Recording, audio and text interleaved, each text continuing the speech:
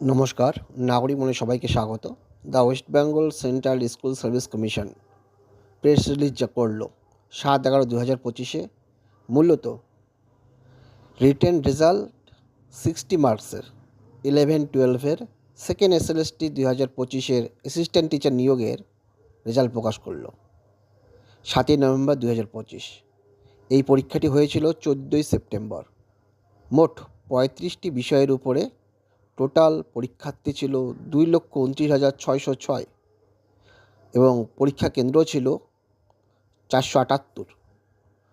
প্রত্যেক ক্যান্ডিডেট তাদের এসএসসির ওয়েবসাইটে গিয়ে তাদের নিজস্ব যে লগ ইন আইডি আছে সেখানে গিয়ে 60 মার্কসের স্কোর দেখতে পারবে এবং পরবর্তী পর্যায়ে রিক্রুটমেন্টের রুল অনুযায়ী ডকুমেন্ট ভেরিফিকেশন এবং প্রিলিমিনারি ইন্টারভিউ লিস্ট প্রকাশিত হবে এবং ভেরিফিকেশন নোটিফাইড খুব তাড়াতাড়ি করা হবে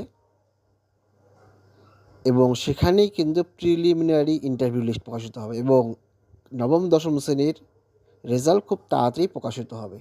পরবর্তীতে the West Bengal central school service commission একটা নোটিফিকেশন জারি করেছে।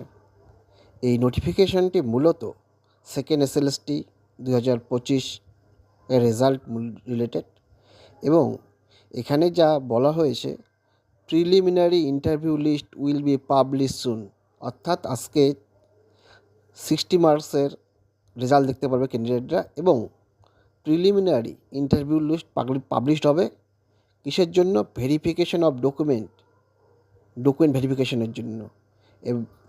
আর likely to be commence on 17 November 2025, অর্থাৎ 17/11/2025 থেকে ডকুমেন্ট ভেরিফিকেশন হবে এবং the detail schedule will be notified in due course. ধন্যবাদ।